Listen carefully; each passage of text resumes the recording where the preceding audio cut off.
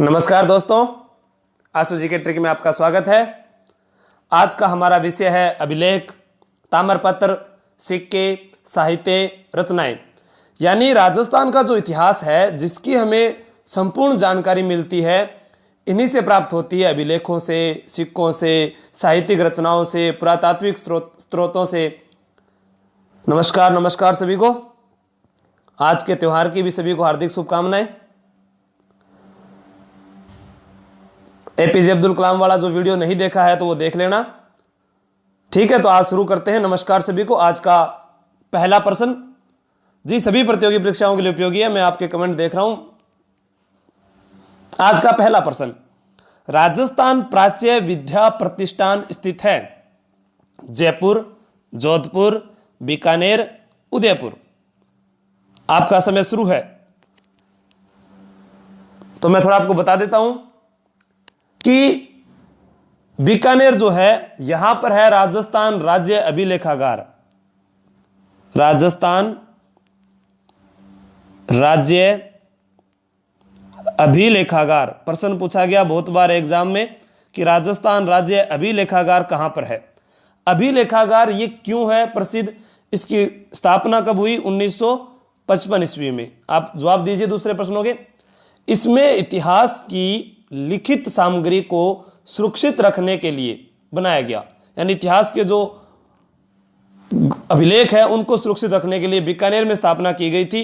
और ये फेमस है, इसके अंदर 300 वर्ष पुराना कोटा रियासत के अभिलेख सुरक्षित रखे हुए हैं। कोटा रियासत का 300 वर्ष पुराना अभिलेख रखा हुआ है। फिर बात करें अपने जयपुर की, तो जयपुर अपने जाते हैं रामनिवास बाग के पास बना हुआ है अल्बर्ट हॉल। क्या बना हुआ है? Albert hall. अल्बर्ट हॉल का वास्तुकार था स्टीवन जैकब। कौन था? बिल्कुल सही, नोट कर लीजिए, स्टीवन जैकब। बहुत बार प्रश्न पूछा गया अल्बर्ट हॉल क्यों प्रसिद्ध है? अपने भित्ति चित्रों के लिए प्रसिद्ध है अल्बर्ट हॉल। लेकिन अल्बर्ट हॉल की एक खास बात और आपको बताऊं मैं, यहां पर अल्बर्ट हॉल में एक मम्मी है। क्या है? मम्मी, जो डेड बॉडी है, उस मम्मी का नाम है तूतू। क्या नाम है? तूतू, जो 55 वर्षीय एक महिला की बॉडी है। ठीक है। और उदयपुर की बात करें तो उदयपुर में है जनजाति संग्रहालय। क्या है?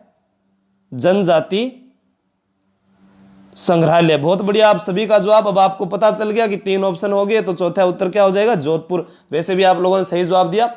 जोधपुर में इसकी स्थापना कब हुई थी? 1955 ईस्वी में हुई थी। पांडुलिपियां जो है, पांडुलिपियों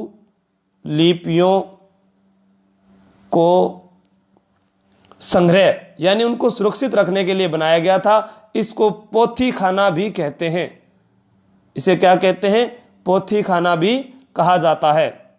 नेक्स्ट प्रश्न आज का, पाशुपात संप्रदाय से संबंधित गुरु विश्वरूप का उल्लेख मिलता है। आज का त्योहार बहुत खास है। तेरे दीदार से खुलता है मेरी आंखों का वर्त, तेरे दीदार से खुलता है मेरी आंखों का वर्त, तू मेरा महबूब है या करवा चौथ का चांद। तो पाशुपात संप्रदाय से गुरु विश्वरूप का उल्लेख मिलता है।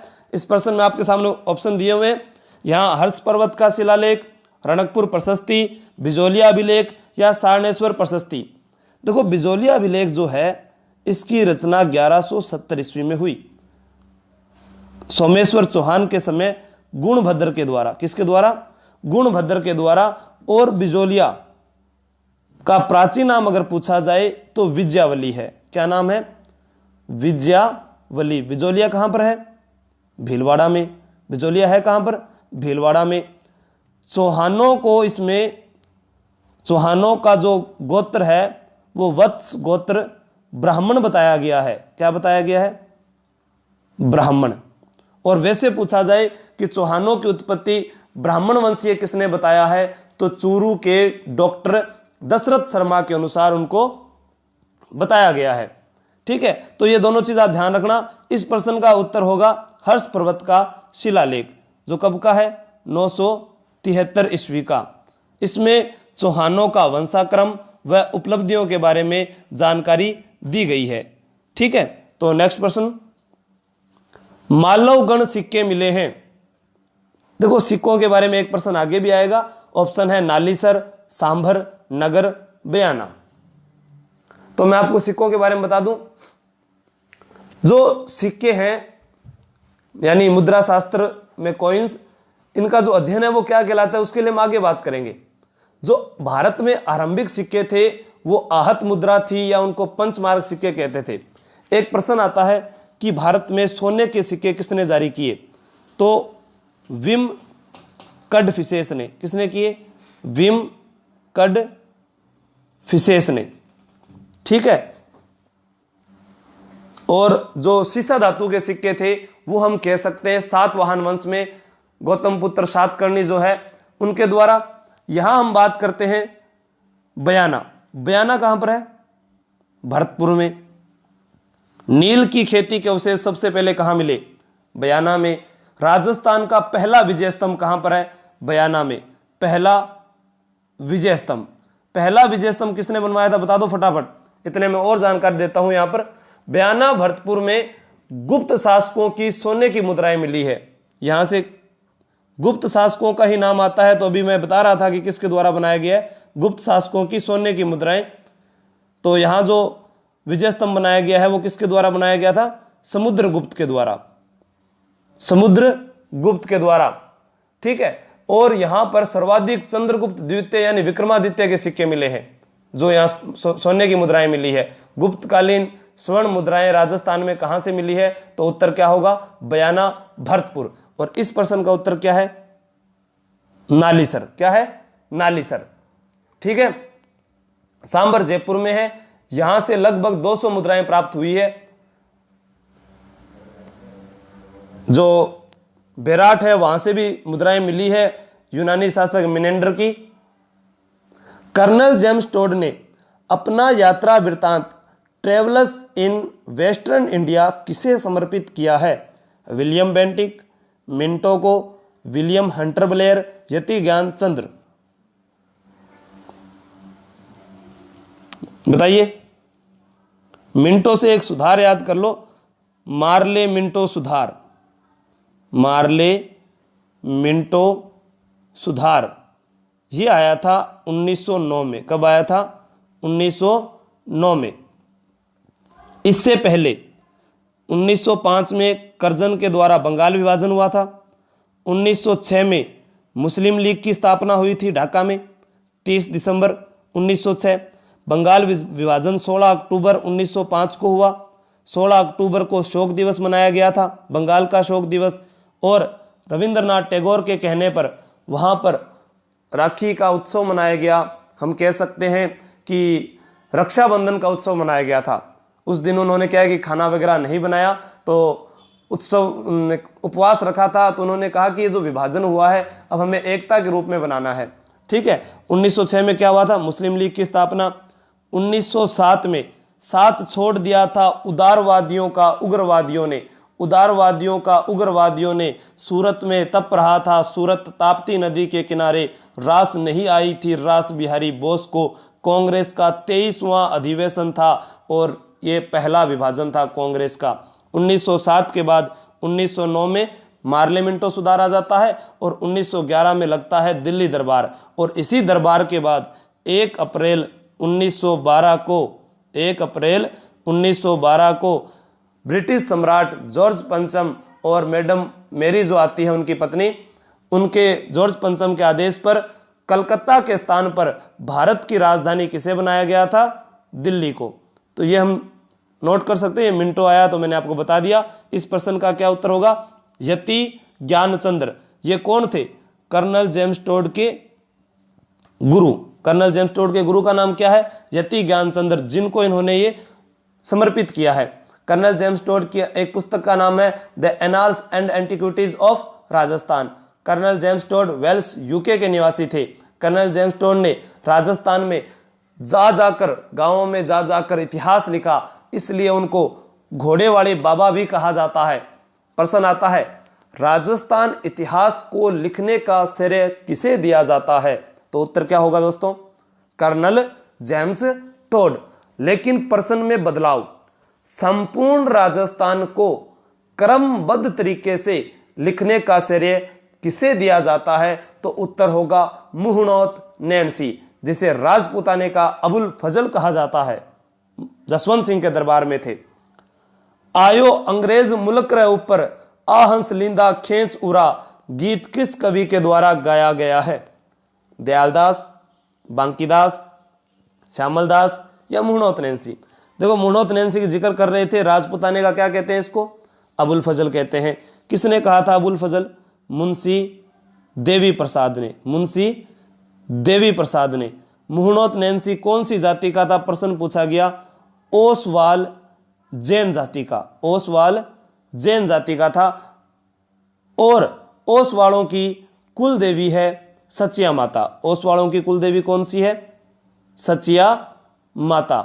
ओसवालों की कुल देवी सचिया माता है। और सचिया माता का मंदिर कहां पर है? ओसिया, जोधपुर में। ओसिया का प्राचीन नाम क्या है?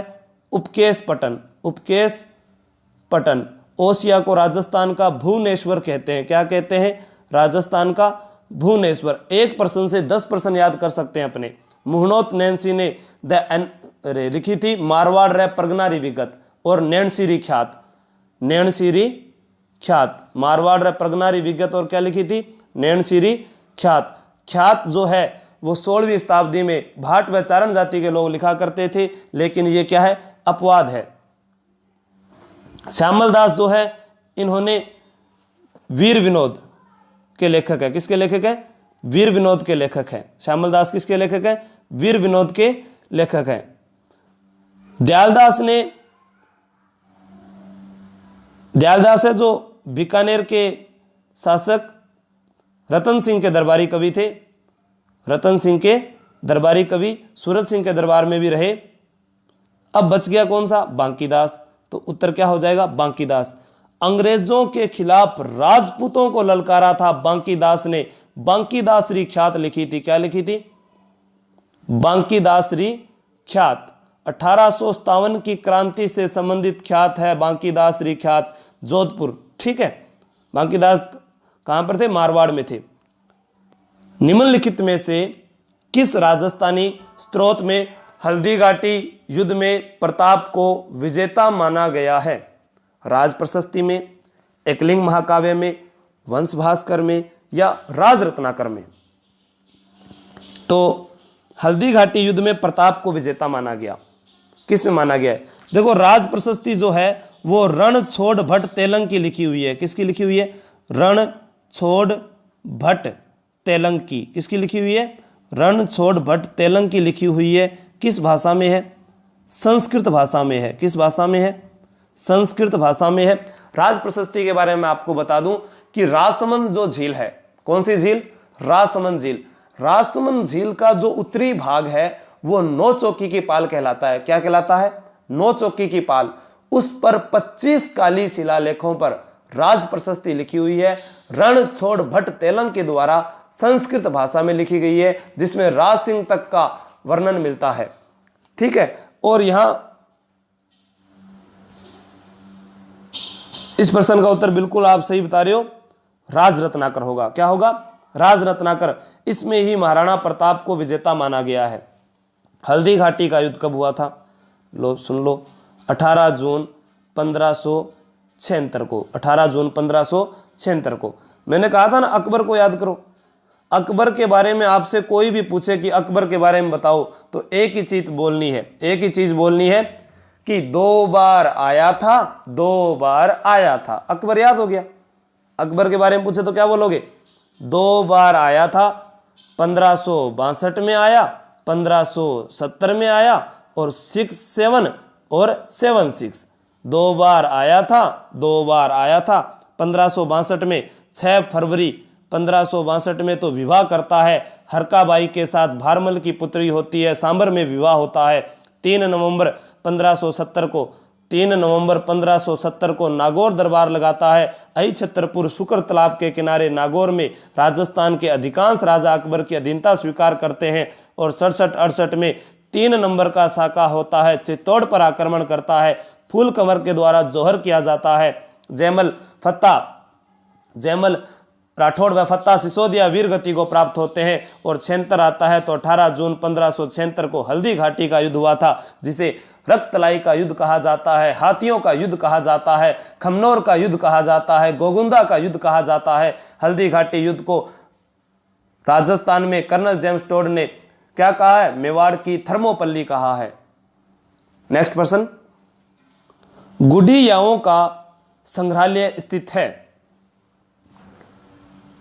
बीकानेर, भरतपुर, जोधपुर, जयपुर। देखो, एक लोक वाद्यों का संग्रहालय है, वो तो है जोधपुर में। कहां पर है? लोक वाद्यों का संग्रहालय।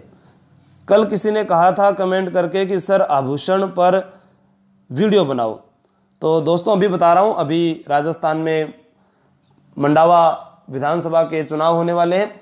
उसके बाद में जैसे ही समय मिला तो मेरी लाइव क्लासें ही रहेगी, ठीक है। जब तक समय नहीं मिल पाता तब तक तो आप एक बार टेस्ट सीरीज पर ही ध्यान दें। उसके बाद में legend of math Ranjit sir की क्लासें रहेगी, जो आपको बिल्कुल मारवाड़ी भाषा में ट्रिक के अनुसार पढ़ाएंगे, चाहे वो किसी भी प्रतियोगी परीक्षा की तैयारी कर रहा हो।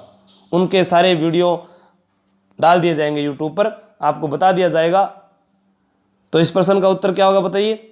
गुडियाओं का संग्रहालय कहां पर है? जयपुर में। राजस्थान की राजधानी जयपुर। 18 नवंबर 1727 को पहली बार जयपुर को राजधानी बनाया गया था। जयपुर कछवा वंश की राजधानी बना था। 30 मार्च 1949 को एकीकरण के चौथे चरण में जयपुर को राजधानी बनाया गया। राजस्थान की राजधानी जयपुर को बनाया गया था। तो यहां पर एक समिति बनी थी। कौन सी समिति बनी थी? सत्यनारायण राव समिति। और उसका अध्यक्ष किसे बनाया गया था? BR पटेल को, ठीक है। कवि राजा श्यामल दास एवं पुरातत्ववेत्ता मुनि जिन विजय का जन्म किस जिले में हुआ है? बांसवाड़ा में, जालोर में, भीलवाड़ा में, सिरोही में। प्रश्न आ जाए, सिरोही का प्राचीन नाम चंद्रावती। सिरोही की स्थापना किसने की? 1425 ईस्वी में सहसमल ने। किसने की थी? सहसमल ने। भीलवाड़ा के बाद में बात कर चुके हैं, राजस्थान का मैनचेस्टर कहलाता है, राजस्थान की वस्त्र नगरी कह सकते हैं। टायर ट्यूब बनाने का सबसे बड़ा कारखाना कहां पर है? कांकरोली, राजसमंद में है।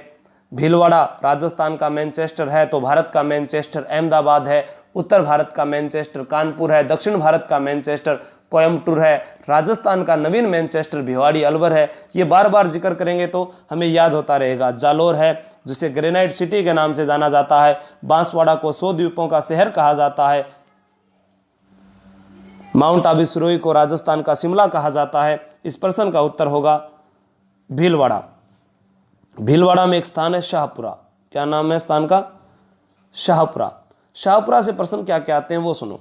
फेमस जगह है तब बता रहा हूं। अगर प्रश्न पूछा जाए फड़ कला के लिए प्रसिद्ध स्थान कौन सा है? शाहपुरा, भीलवाड़ा, श्रीलाल जोशी। फड़ कला, ठीक है, जोशी परिवार है शाहपुरा का। पार्वती जोशी प्रथम फड़ चितेरी महिला। अब दूसरा प्रश्न, राजस्थान में राम स्नेही संप्रदाय की पीठ कहां पर है? शाहपुरा, भीलवाड़ा में। राम स्नेही संप्रदाय की पीठ कहां पर है? शाहपुरा, भीलवाड़ा में। तीसरा प्रश्न, फूल डोल मेला कहां भरता है? शाहपुरा, भीलवाड़ा में।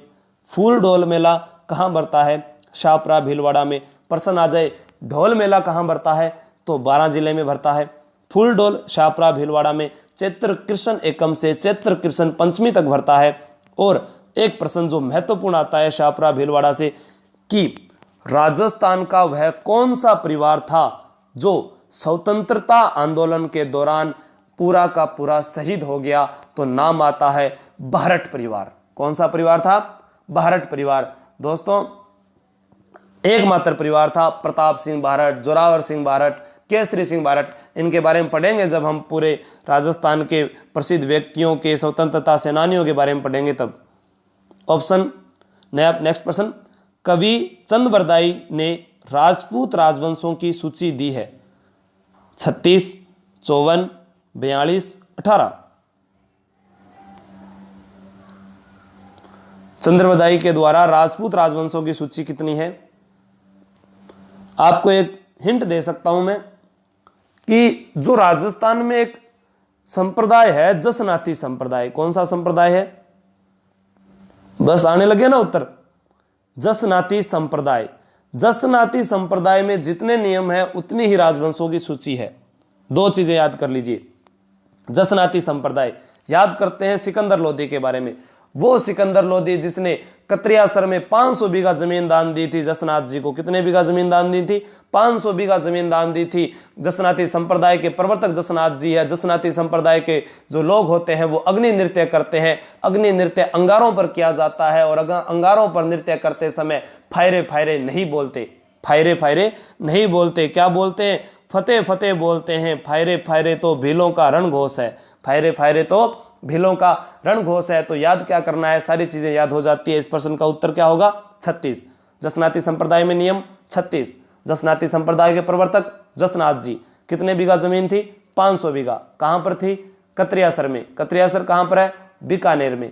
जसनाती संप्रदाय के लोग कौन सा नृत्य करते हैं? अग्नि नृत्य। इस संप्रदाय के प्रवर्तक कौन है? जसनाथ जी। अग्नि नृत्य अंगारों पर करते हैं जिसे मतिरा फोड़ना कहा जाता है। और नृत्य करते समय फायरे फायरे नहीं बोलते। क्या बोलते हैं? फतेह फतेह बोलते हैं। फायरे फायरे तो भीलों का क्या है? रणघोष है। 31 अंधा रुपया राजस्थान की कौन सी टकसाल में बनता था? जोधपुर, सोजत, कुचामन, मेड़ता। नाम आया सोजत। सोजत आज करवा चौथ का दिन है और सभी सुहागिन महिलाएं करवा चौथ के दिन हाथों में मेहंदी लगाती है। तो राजस्थान में सजने वाली हाथों की मेहंदी कहाँ की प्रसिद्ध है? सोजत पाली की। सोजत पाली की। गिलुंड राजसमंद की भी मेहंदी प्रसिद्ध है, लेकिन हाथों में सजने वाली सोजत की सजने वाली मेहंदी प्रसिद्ध है, पाली जिले की प्रसिद्ध है। और ये रुपया कौन सी टकसाल में बनता था? जोधपुर के बारे में बताया हुआ है आप सभी को। बताइए 31 अंधा रुपया कहां पर बनता था? कुचामन नागौर में। कहां बनता था? कुचामन नागौर में। प्रश्न आ जाए, जागीरी किलों का सिरमौर किसे कहा जाता है? जागीरी किलों का सिरमौर। जागीरी किलों का क्या कहा जाता है? सिरमौर। जागीरी किलों का सिरमौर किसे कहा जाता है? तो उत्तर क्या होगा? कुचामन होगा। लेकिन आ जाए, राजस्थान का सिरमौर कौन सा दुर्ग कहलाता है? तो चित्तौड़गढ़ दुर्ग कहलाता है। कौन सा कहलाता है? चित्तौड़गढ़ दुर्ग कहलाता है। मीरा की नगरी किसे कहा जाता है? मेड़ता को कहा जाता है। मीरा की नगरी। मीरा की नगरी किसे कहा जाता है? मेड़ता को कहा जाता है। और मीरा संग्रहालय भी कहाँ बना हुआ है? मीरा संग्रहालय भी कहाँ बना हुआ है? मेड़ता नागौर में बना हुआ है मीरा संग्रहालय। मीरा का मंदिर है चित्तौड़गढ़ दुर्ग में। मीरा के गुरु का नाम रैदास था, जो चमार जाति के थे। उनकी छतरी बनी हुई है चित्तौड़गढ़ दुर्ग में। कुमश्याम मंदिर है चित्तौड़गढ़ दुर्ग में। नेक्स्ट प्रश्न, निम्नलिखित लेखकों में से कौन हिस्ट्री ऑफ राजस्थान के लेखक हैं? सतीश चंद्रा, सुमित सरकार, रीमा हुजा, R.G. मजूमदार। देखो राजस्थान की हिस्ट्री पढ़ रहे हैं तो सबसे पहले यही पता होना चाहिए भाई हिस्ट्री ऑफ राजस्थान के लेखक कौन है। सतीश चंद्रा है, सुमित सरकार है, रीमा हुजा है, R.G. मजूमदार है। बताइए। आप वीडियो को ज्यादा से ज्यादा शेयर कीजिए। मैं रोज आपको कहता हूं, अभी तक 400-500 से ज्यादा व्यूज नहीं आ रहे हैं। और मैंने जब मैथ वाले सर को कहा तो उन्होंने कहा कि मैं जब तक 500 से ऊपर व्यूज नहीं आएंगे तो मैं नहीं पढ़ाऊंगा। तो इसलिए आप कोशिश किया करो ज्यादा से ज्यादा इनको शेयर करने की, ताकि आपको राजस्थान के बेस्ट टीचर से मिलाया जा सके। जी, इस प्रश्न का बिल्कुल उत्तर सही है, रीमा हुजा। सभी जानते भी हैं उन सर को, जिन्होंने नौहर में क्लासें ली हो। नौहर भादरा के जुड़े हुए विद्यार्थी, सूरतगढ़ के विद्यार्थी, श्री गंगानगर के सभी विद्यार्थी जानते हैं रणवीर सर के बारे में। झुंझुनू प्लेटफॉर्म क्लासेज के विद्यार्थी भी जानते हैं। रीमा हुजा इस प्रश्न का उत्तर होगा। नेक्स्ट प्रश्न, किसानों से वसूल की जाने वाली विविध लाग बागों का उल्लेख किस में प्राप्त होता है? सीकली ताम्रपत्र, पुर ताम्रपत्र, खेरोदा ताम्रपत्र या आहड़ ताम्रपत्र। किसानों से वसूल की जाने वाली लाग बागों का उल्लेख। तो हम बात करते हैं सबसे पहले पुरताम्रपत्र की। किसकी बात करते हैं? पुरताम्रपत्र। पुरताम्रपत्र है जो 1535 ईस्वी का है। कब का है? 1535 ईस्वी का। आप याद कीजिए, मैंने बताया हुआ है वीडियो में, 1534 ईस्वी का चित्तौड़गढ़ का दूसरा साका था। कमजोर महिला पर बहादुर ने आक्रमण किया था। कमजोर महिला पर बहादुर ने आक्रमण किया था। गुजरात के बहादुर शाह ने कर्मावती पर आक्रमण किया था, तो कर्मावती ने राखी भेजी थी हुमायूं को। हुमायूं सही समय पर सहायता नहीं कर पाया था, तो बाघ सिंह ने यहाँ पर केसरिया किया था। तो 1534 में चित्तौड़गढ़ का दूसरा साका हुआ था। पहली बार आक्रमण 1533 में किया था, तो कर्मावती ने अपना कमरबंद व देकर चित्तौड़ दुर्ग की चाबियां देकर संधि कर ली थी। तो 1535 के इसी पुरताम्रपत्र में कर्मावती के जौहर के बारे में, जौहर के समय के बारे की जानकारी मिलती है। यानी हाड़ी रानी कर्मावती ने जो जौहर किया था उस समय भूमि अनुदान की जानकारी मिलती है। किसकी जानकारी मिलती है? भूमि अनुदान की। पुरताम्रपत्र से कर्मावती के भूमि अनुदान की जानकारी मिलती है। ठीक है। उसके बाद अगर हम बात करें कि खेरोदा ताम्रपत्र। खेरोदा ताम्रपत्र है 1437 ईस्वी का। कब का है? 1437 ईस्वी का। दिमाग चलना चाहिए बहुत तेज गति से। मैंने आप लोगों को बताया था, जब 33 दूना 68 होते हैं तो महाराणा कुंभा याद आता है। कौन आता है? 33 दूना 68 में महाराणा कुंभा, क्योंकि 1433 से 68 का काल महाराणा कुंभा का है। आप ये मत सोचना कि 33 दूना 66 होते हैं, वो तो आपको मैथ वाले सर करवाएंगे। अपना तो क्या होता है? 33 दूना 68। ठीक है ना, मैंने बताया ना, 5 दूनी 9। ठीक है, तो आपको ये ध्यान रखना है, 9 तिया 28। तो अपने को यही चीजें याद रखनी है, ये अपने मैथ अपनी अलग है। तो 1433 से लेकर 68 का जो काल है वो किसका था? महाराणा कुंभा का। महाराणा कुंभा का किसका था? महाराणा कुंभा का काल था। तो इसमें क्या है कि एकलिंग जी में, एकलिंग जी जो मंदिर है मेवाड़ के जो कुल देवता माने जाते हैं, तो उसमें राणा कुंभा द्वारा प्रायश्चित करने दान दिए गए खेत, उस समय की प्रचलित मुद्रा, धार्मिक स्थिति की जानकारी मिलती है। खेरोदा ताम्रपत्र। और 1437 में मैंने बोला था 143 बोला था। 1437 में सारंगपुर का युद्ध हुआ था। सारंगपुर के युद्ध में जीते थे महाराणा कुंभा और राजस्थान में बनाया था विजय स्तंभ। क्या बनाया था? विजय स्तंभ। तो इस चीज को ध्यान रखना आप। फिर बात करें आहड़ ताम्रपत्र 1206 ईस्वी। क्या लिखा आ रहा है? 1206 ईस्वी। अगर हम बात करें भारत के मध्यकालीन भारत की, तो 1206 ईस्वी में मोहम्मद गोरी के गुलाम कुतुबुद्दीन ऐबक के द्वारा गुलाम वंश की नींव रखी जाती है। किसकी नींव रखी जाती है? गुलाम वंश की नींव रखी जाती है। अब वहां पर गुलाम वंश की नींव रख रहे हैं, तो मोहम्मद गोरी ने क्या है कि एक आक्रमण किया था। कहां पर किया था? 1175 ईस्वी में मुल्तान पर, 1178 ईस्वी में माउंट आबू सिरोही में। तो हमें 1175 1206 यानी लगभग मोहम्मद गोरी और कुतुबुद्दीन ऐबक के बीच की बात चल रही है। कुतुबुद्दीन ऐबक जो थे वो 1206 से 1210 तक गद्दी पर बैठे। मैंने बताया, एक ट्रिक में वीडियो डाल रखा है, गुलाम लोहा से चाकू व ढाल बना। गुलाम वंश का संस्थापक कौन था? कुतुबुद्दीन ऐबक था। ठीक है। उसके बाद में बताया था कि उसने, कुतुबुद्दीन ऐबक ने जो क्या है, किसको राजधानी बनाया है? लाहौर को राजधानी बनाया था। उसे मलिक व सिपह सलार की उपाधि प्राप्त थी। लाख बख्श कहा जाता था। कुरान खान की उपाधि प्राप्त थी। बहुत कुछ बताया। कुव्वत उल इस्लाम पहली मस्जिद का निर्माण करवाया था। कुतुब मीनार का निर्माण शुरू करवाया था। 2.5 दिन का झोंपड़ा बनवाया था। ठीक है। तो यहां पर जो आहड़ ताम्रपत्र है ये 1206 ईस्वी का है, और इसमें गुजरात के मूल राज से लेकर भीमदेव द्वितीय तक के सोलंकी राजाओं की वंशावली दी गई है। भीमदेव द्वितीय लिख सकते हो आप, मूल राज से भीमदेव द्वितीय तक के राजाओं की क्या दी गई है? वंशावली। तो एक क्या बच गया ऑप्शन में हमारे पास? चीकली ताम्रपत्र। ये कब है? 1483 ईस्वी का। कब का है? 1483 ईस्वी का है। ठीक है। तो 1483 ईस्वी का जो चीकली ताम्रपत्र है, इसमें किसानों से वसूल की जाने वाली विविध लाग बागों का उल्लेख मिलता है। नेक्स्ट प्रश्न, राज्य के अधिकारियों के मध्य पत्र व्यवहार को क्या कहा जाता था? फरमान, परवाना, रुका, खरीता। तो मैं आपको बता देता हूं सभी फरमान जो होते थे वो बादशाह द्वारा जारी किए जाते थे। किसके द्वारा जारी किए जाते थे?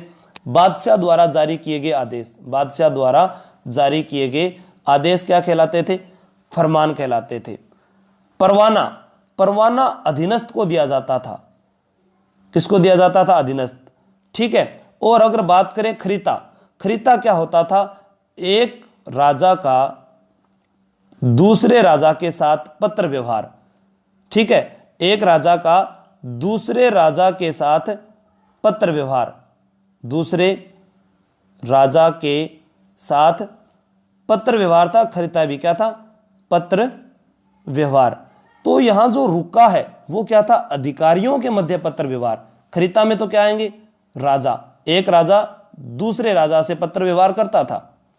आज भी कुछ ज्यादा ही पत्र व्यवहार होंगे। ठीक है, तो इस प्रश्न का उत्तर क्या हो जाएगा? रुका। गद्या सिक्के राजस्थान में किस रियासत से संबंधित थे? गद्या सिक्के राजस्थान में किस रियासत से संबंधित थे? जोधपुर, उदयपुर, जयपुर, बीकानेर। देखो गद्या सिक्कों के बारे में बताऊं मैं आपको। पी.एल. गुप्त गद्या नाम का समीकरण था। ठीक है, इंडो सासानी गद्या सिक्के रजत और ताम्र दोनों धातुओं के बने हैं। किसके बने? रजत और ताम्र दोनों धातुओं के बने हुए मिले हैं। वास्तविकता में अगर हम ये कहें तो ये अंकन है ना, जो इन पर जो चित्र है वो गधे का नहीं है, लेकिन इस पर जो चित्र दिखता है वो एक गधे के रूप में दिखता है। मध्यकालीन सिक्कों में गद्या सिक्का एक स्वतंत्र स्थान और उनको गद्या सिक्के कहने लगे। क्या कहने लगे? राजस्थान में ऐसी मुद्राओं का प्रयोग पीछे से तौल के लिए किया जाने लगा था। एक होते थे फदिया सिक्के। कौन से सिक्के होते थे? एक तो गद्या हो गए, दूसरे कौन से? फदिया सिक्के होते थे। कौन से होते थे? फदिया सिक्के होते थे।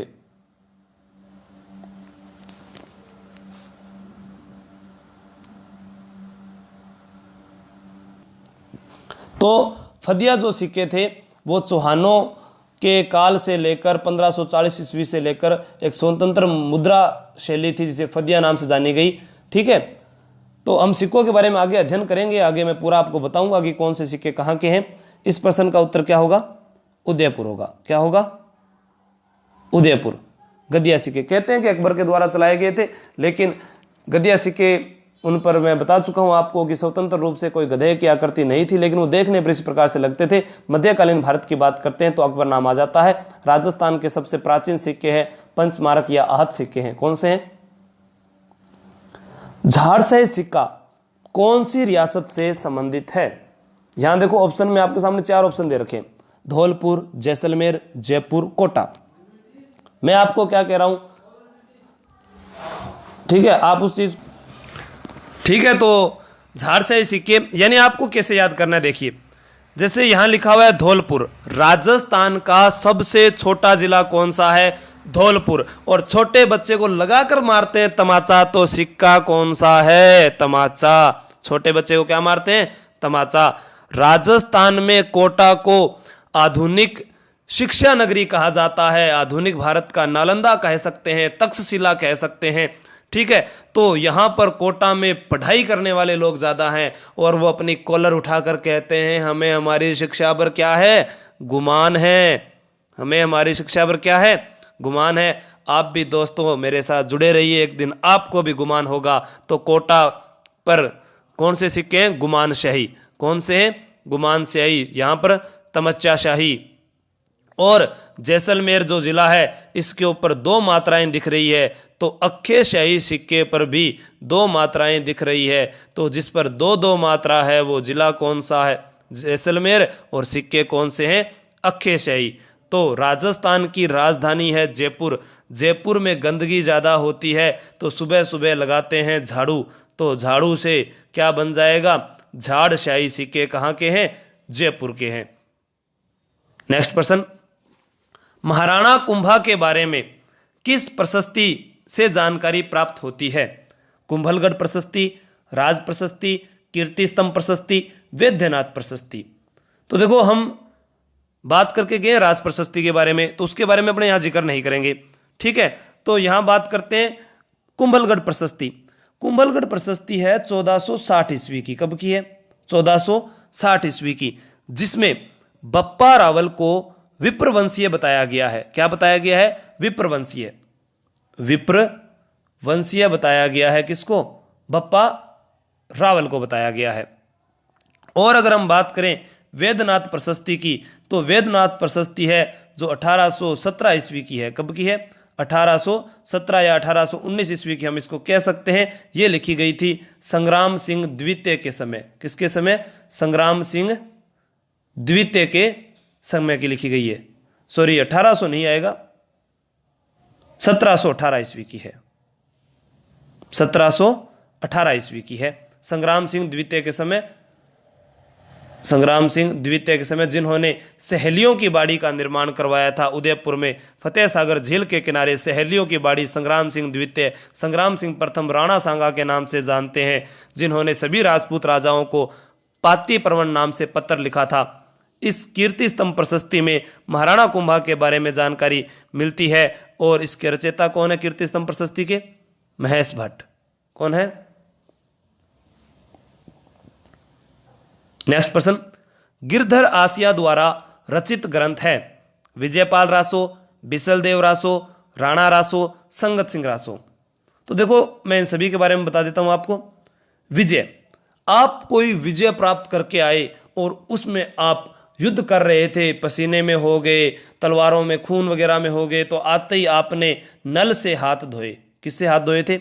नल से। तो विजयपाल रासो के रचयिता कौन है? नल सिंह। कौन है? नल सिंह। आपको याद क्या करना है कि जैसे ही आप आए हाथ धोकर विजयपाल रासो के रचयिता नल सिंह हो जाएंगे। नल रासो कह सकते हैं अपने उसको। तो आपने हाथ धोए थे विजय प्राप्त करने के बाद नल से, तो ये याद हो जाएगा। फिर जैसे बिसल देव रासो, बिसल यानी विसल, अपने कहते हैं ना सीटी, विसल वही बजा सकता है जो नर कुंवारा हो। जो नर पति होगा, जो नर पति होगा वह तो विसल बजाएगा नहीं, क्यों? पत्नी मारेगी। तो नरपति नाहले जो है वो बिसल देव रासो के रचयिता है। किसके रचयिता है? बिसल देव रासो के रचयिता कौन है? नरपति नाहले है। और उसके बाद यहां लिखा है राणा रासो। क्या लिखा हुआ है? राणा रासो लिखा हुआ है। तो राणा रासो को कैसे याद करेंगे? राणा जी माफ करना, ठीक है। तो इसकी जगह आप क्या बोलोगे? राणा जी दया करना, गलती म्हारे से हो गई। तो दयाल दास कौन हो जाएंगे? दयाल दास। राणा रासो में मुगल मेवाड़ संघर्ष की जानकारी मिलती है। किसकी जानकारी मिलती है? मुगल मेवाड़ संघर्ष की जानकारी मिलती है। मुगल मेवाड़ संधि हुई थी 6 फरवरी 1615 ईस्वी को महाराणा प्रताप के पुत्र अमर सिंह प्रथम व जहांगीर के मध्य। तो राणा जी दया करना, गलती म्हारे से हो गई। और गिरधर आसिया, मारो तो गिरधर गोपाल, हम गिरधर की संगत में रहेंगे। तो गिरधर की संगत में रहेंगे तो संगत सिंह रासो इसका उत्तर हो जाएगा। नेक्स्ट प्रश्न, डिगला भिंडेरिया नाथ द्वारिया है। मेवाड़ में प्रचलित तांबे के सिक्के, मेवाड़ कीदरी पट्टियों के नाम, मेवाड़ के राजस्व करों के नाम, मेवाड़ की ओढ़नियों के नाम। यानी 4 ऑप्शन आपके सामने। मेवाड़ में प्रचलित तांबे के सिक्के, मेवाड़ कीदरी पट्टियों के नाम, मेवाड़ के राजस्व करों के नाम, या मेवाड़ की ओढ़नियों के नाम। तो दोस्तों इस प्रश्न का उत्तर होगा आप सभी के सामने इसका, जी बिल्कुल, मेवाड़ में प्रचलित तांबे के सिक्के। क्या होगा? मेवाड़ में प्रचलित तांबे के सिक्के, ठीक है। अगर हम बात करें कि सबसे पहले जिस धातु का पता चला था वो कौन सी थी? कांसा। कौन सी थी? कांसा। कांसा किससे बनकर बनता था? तांबा प्लस टिन से। किससे बनकर बनता था?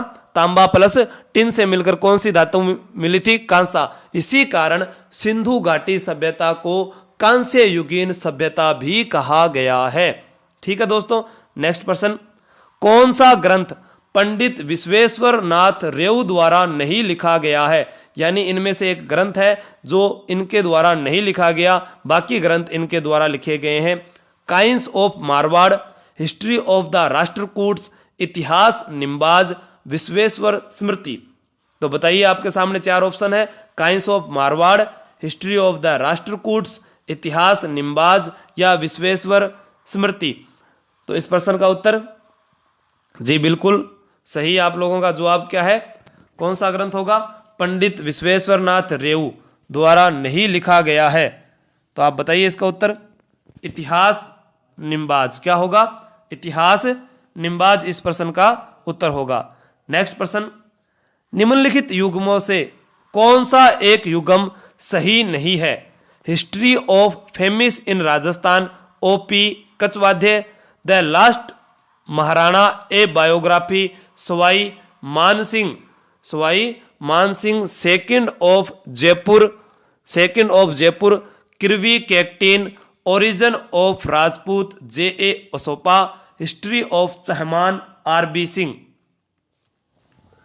चार ऑप्शन आपके सामने, जिनमें से एक गलत है जो उनके द्वारा नहीं लिखी गई, तो उसका बिल्कुल सही आप लोगों का जवाब history of famines in Rajasthan, ये इसमें सही नहीं है, बाकी ये सभी की सभी क्या है, सही है। ठीक है, तो इस प्रश्न का उत्तर क्या हो जाएगा, 1 नंबर जो सही नहीं है। नेक्स्ट प्रश्न, श्री सरस्वती प्रकाश पुस्तकालय जो अलभ्य एवं दुर्लभ साहित्य का अप्रतिम खजाना है, कहां पर है, लाडनू नागौर, डूंगरगढ़ बीकानेर, शाहपुरा भीलवाड़ा या फतेहपुर सीकर। तो आपके सामने 4 ऑप्शन दे रखे कि जो ये सरस्वती प्रकाश पुस्तकालय, अगर प्रश्न पूछा जाए सरस्वती भंडार कहां पर है, सरस्वती भंडार का जब भी जिक्र आए तो उत्तर कर देना उदयपुर। दोस्तों क्या करोगे, उदयपुर। सरस्वती भंडार कहां पर है, उदयपुर में है। लेकिन जो पांडुलिपियों का या साहित्यों का, चित्रों का एक विशालतम पुस्तकालय है, इस प्रश्न का उत्तर होगा फतेहपुर सीकर। ठीक है, शाहपुरा भीलवाड़ा की बात कर चुके हैं अपने पहले ही, फतेहपुर सीकर इसका उत्तर होगा। भारतीय प्राचीन लिपिमाला के लेखक का नाम है गौरीशंकर हीराचंद ओझा, सूर्यमल मिश्रण, पंडित रामकरण आसोपा या डॉक्टर दशरथ शर्मा। डॉक्टर दशरथ शर्मा चूरू के रहने वाले थे, जिन्होंने चौहानों को क्या बताया है, चौहानों के बारे में ब्राह्मण वंशीय बताया है। इन्होंने lectures on Rajput Hindi and culture, ठीक है, और उसमें बताया है सम्राट पृथ्वीराज चौहान तृतीय और उनके युग के बारे में। पुस्तक का नाम क्या है, lectures on Rajput Hindi and culture. ठीक है, उसके बाद बात करें पंडित रामकरण आसोपा, मारवाड़ी व्याकरण का निर्माण। प्रश्न आ जाए, मारवाड़ी व्याकरण का निर्माण किसने किया था, तो रामकरण आसोपा ने। इनका जन्म मारवाड़ के हैं तो बडलू गांव में, मारवाड़ के बडलू गांव में जन्म हुआ था, मारवाड़ के बडलू गांव में इनका जन्म हुआ है। मारवाड़ का कौन सा गांव है, बडलू गांव। सूर्यमल मिश्रण राजस्थान के राज्य कवि कहे जाते हैं, क्या कहे जाते हैं, राज्य कवि कहे जाते हैं, और बूंदी के महाराव राम सिंह के दरबार में थे। किसके दरबार में थे, बूंदी के महाराव राम सिंह के दरबार में थे। और इनके बारे में बात बताऊं तो इन्होंने ग्रंथ लिखा है वंश भास्कर। कौन कौन से ग्रंथ लिखे हैं, नोट कर लीजिए, वंश भास्कर। सूर्य का ही प्रायवाची क्या है, भास्कर। ठीक है, तो इसका एक तो ग्रंथ हो गया वंश भास्कर, दूसरा है वीर सतसई। तो आप याद कर लीजिए कि अगर कोई सती होगी तो सूर्य की किरणों से, तो वीर थी वो जो सती हुई थी सूर्य की किरणों से। तो वीर सतसई भी किनका ग्रंथ है, सूर्यमल मिश्रण का। एक ग्रंथ और लिख लीजिए, बलवंत विलास। ठीक है, ये बूंदी के महाराव राम सिंह के दरबार में थे। और इस प्रश्न का उत्तर है गौरीशंकर हीराचंद ओझा, जो भारतीय प्राचीन लिपिमाला के लेखक हैं। और इनका नाम इस लिपिमाला के बाद Guinness book of world record में दर्ज हुआ था, Guinness book of world record में दर्ज हुआ था। नेक्स्ट प्रश्न, अभिलेखों के अध्ययन को कहते हैं न्यूमस्मेटिक, एपिग्राफी, माइक्रोलिथिक या नियोलिथिक। देखो एपिग्राफी, न्यूमस्मेटिक है, और उसके बाद मैंने कहा है यहां पर माइक्रोलिथिक या नियोलिथिक। तो हम जैसे बात करते हैं कि पूरा पाषाण काल, किसकी बात करते हैं, पूरा पाषाण काल की बात करें अपने, या मध्यपुरा पाषाण काल की बात करें तो उनमें एक नाम भी आता है ये, ठीक है, पोलियोलिथिक वगैरह। तो यहां हम कह सकते हैं कि जो न्यूमिस्मेटिक है, न्यूमस्मेटिक है, वो है सिक्कों का अध्ययन। किसका अध्ययन है? सिक्कों का अध्ययन है। किसका अध्ययन है? सिक्कों का अध्ययन है। लेकिन अभिलेखों का अध्ययन क्या कहलाता है? एपिग्राफी। तो इस प्रश्न का उत्तर क्या होगा? अभिलेखों का अध्ययन क्या कहलाता है? एपिग्राफी कहलाता है। और सिक्कों का अध्ययन न्यूमस्मेटिक कहलाता है। अधोलिखित अभिलेखों का सही कालक्रम चुनिए। आरोही क्रम: बिजोलिया अभिलेख, नेमिनाथ अभिलेख, घोसुंडी अभिलेख, बुचकला अभिलेख। यह बुचकला अभिलेख है जो जोधपुर में है। कहां पर है? जोधपुर में। घोसुंडी अभिलेख है चित्तौड़गढ़ में। कहां पर है? चित्तौड़गढ़ में। हम जब मेरे वीडियो डाले हुए हैं मारवाड़ के, जिसमें आवड़ बावड़ की संधि हुई थी, श्रृंगारी देवी ने घोसुंडी बावड़ी का निर्माण करवाया था। वैष्णव धर्म की जानकारी घोसुंडी अभिलेख चित्तौड़गढ़ से प्राप्त होती है।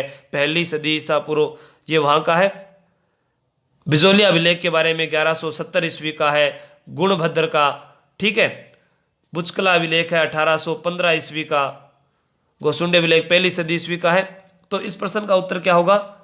सबसे पहले 3 नंबर। कौन सा? 3 नंबर। फिर 4 नंबर, यानी 1 नंबर पे यह आ जाएगा, 2 नंबर पे यह आ जाएगा, उसके बाद में 1 नंबर वाला बिजोलिया 3, और इसके बाद में ये। तो 2 4 1 2। इस प्रश्न का उत्तर क्या हो जाएगा? 3 4 1 2 ये वाला, ठीक है। नेक्स्ट प्रश्न, बड़वा ग्राम कोटा से कितने मोखरी युप अभिलेख प्राप्त हुए? पटवार एग्जाम में पिछले वर्ष ही पूछा गया। बड़वा ग्राम कोटा से कितने मोखरी युप अभिलेख प्राप्त हुए? 5 4 3 7। जिस व्यक्ति ने पहले वाला पटवार का एग्जाम दिया है, जो विद्यार्थी पुराने पेपर पढ़कर तैयारी करता है, उसके यह प्रश्न बिल्कुल सही होगा। क्योंकि हमारा सबसे पहला उद्देश्य है हमारा सिलेबस हमारे दिमाग में। दूसरा, जितने भी पुराने पेपर हुए हैं उन सभी में किस आधार पर प्रश्न आए उनके बारे में सारी जानकारी होनी चाहिए। इस प्रश्न का उत्तर होगा 3। कितने? देखो, बड़वा ग्राम कोटा से कितने मोखरी, मोखरी में अक्सर कितने? 3 है। तो आप याद कर लेना, मोखरी युप अभिलेख भी कितने प्राप्त हुए थे? 3 प्राप्त हुए थे। कितने प्राप्त हुए थे? 3 प्राप्त हुए थे। नेक्स्ट प्रश्न, राजपूताना की किस रियासत के सिक्कों पर एक और सम्राज्ञी विक्टोरिया का चेहरा अंग्रेजी में विक्टोरिया एम्प्रेस लिखा होता था, तो दूसरी ओर नागरी तथा उर्दू लिपि में महाराजा का नाम लिखा होता था? जोधपुर, जयपुर, बीकानेर, उदयपुर। बहुत अच्छा प्रश्न है ये, बताइए आप।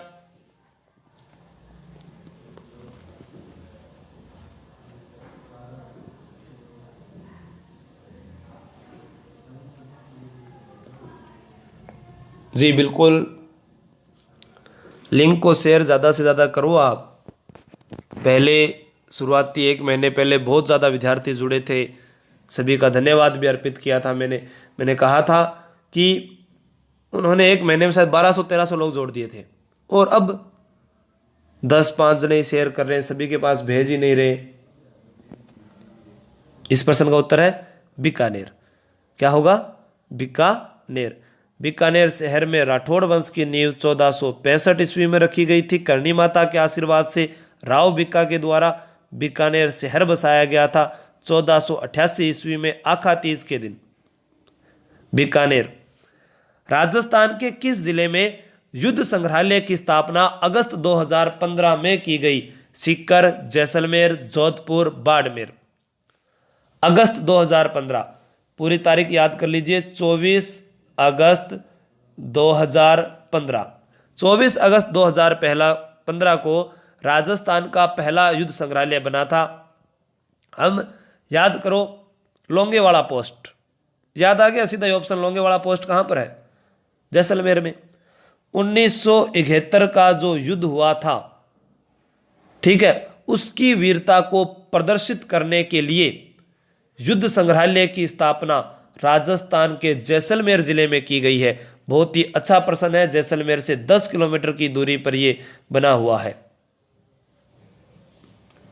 इतिहास के सबसे प्रामाणिक स्रोत हैं ब्राह्मण साहित्य, जैन साहित्य या पुरातात्विक स्रोत। ब्राह्मण साहित्य में हम बात करें तो वेदों की संख्या 4 है, ऋग्वेद, यजुर्वेद, सामवेद, अथर्ववेद, और इनको एक सम्मिलित रूप में अगर कहें तो संहिता कहलाता है। क्या कहलाता है? संहिता। साहित्यिक स्रोत नहीं है यहाँ पर, जैन साहित्य और बौद्ध साहित्य है। तो जैन साहित्य के बारे में आपको पता ही है कि जिसमें महावीर स्वामी, और बौद्ध साहित्य में महात्मा बुद्ध, उनके बारे में जिक्र आ जाएगा। लेकिन राजस्थान में या हम पूरे भारत में बात करें, इतिहास को जानने के 3 ही प्रमुख स्रोत हैं। पहला तो है पुरातात्विक स्रोत। उत्तर क्या होगा इस प्रश्न का? पुरातात्विक स्रोत। दूसरा अगर बात करें तो साहित्यिक, दूसरा साहित्यिक स्रोत आ जाएगा। और तीसरा अगर हम बात करें तो विदेशी यात्रियों का विवरण, विदेशी यात्रियों का विवरण। ये 3 ही प्रमुख स्रोत हैं। प्राचीन भारत के इतिहास को अध्ययन करने के लिए पुरातात्विक स्रोत है जो सर्वाधिक महत्वपूर्ण है। इनमें क्या क्या है पुरातात्विक स्रोतों में? जैसे अभी पढ़कर गए, आज का जो टॉपिक है वह भी यही है। अभिलेख, सिक्के, स्मारक, ताम्रपत्र, भवन, मूर्तियां, चित्रकारी। एक प्रश्न पूछा गया कि जो भारतीय पुरातत्व जो सर्वेक्षण विभाग है उसकी स्थापना किसके द्वारा की गई? कनिंघम के द्वारा की गई थी। किसके द्वारा की गई थी? भारतीय पुरातत्व सर्वेक्षण विभाग की स्थापना 1861 ईस्वी में कनिंघम के द्वारा की गई थी, और जॉन मार्शल ने इसका पुनर्गठन किया था। क्या किया था? पुनर्गठन। अभिलेखों का अध्ययन क्या कहलाता है? एपिग्राफी, यानी एपिग्राफी भी कह सकते हैं, एपिग्राफी भी कह सकते हैं। और सिक्कों का अध्ययन न्यूमस्मेटिक कहलाता है। मालवगण सिक्के मिले हैं, यह प्रश्न पहले आ चुका है, तो इस प्रश्न का उत्तर बिल्कुल सही, नालीसर। आज का ये हमारा अंतिम प्रश्न था। नमस्कार सभी को। उन बहनों का सुहाग अमर रहे जो बॉर्डर पर खड़े हुए हैं, हमारे देश की रक्षा कर रहे हैं। सभी को करवा चौथ की हार्दिक शुभकामनाएं। शादीशुदा बहनों को, माताओं को। आज का वीडियो कैसा लगा? आप सभी नमस्कार। आप सभी लाइक, कमेंट, शेयर ज़रूर करें। हम फिर मिलते हैं नेक्स्ट टॉपिक के साथ। जो भी सुझाव है आप मुझे दे सकते हैं। टेलीग्राम जिन्होंने ज्वाइन नहीं किया, व्हाट्सएप ग्रुप जिन्होंने ज्वाइन नहीं किया, वो ज़रूर ज्वाइन कर लें। जय हिंद, जय भारत। कल फिर मिलेंगे। वीडियो को ज़्यादा से ज़्यादा शेयर, लाइक ज़रूर करें दोस्तों।